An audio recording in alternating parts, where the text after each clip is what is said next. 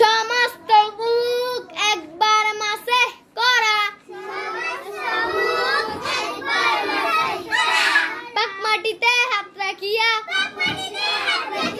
হাতে হাতে টোকা দিয়া, দোনো হাতের কোন সহ একবার মাসে করা।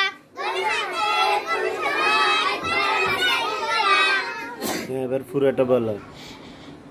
তায়াম্মুমে 3 ফরজ নিয়ত করা, পাক মাটিতে হাত রাখিয়া, হাতে হাতে টোকা দিয়া, সমস্ত মুখ একবার মাসে করা, পাক মাটিতে হাত রাখিয়া, হাতে হাতে টোকা দিয়া, দোনো হাতের কোন সহ একবার মাসে করা। মাশাআল্লাহ। যাও আজকে তোমার আব্বা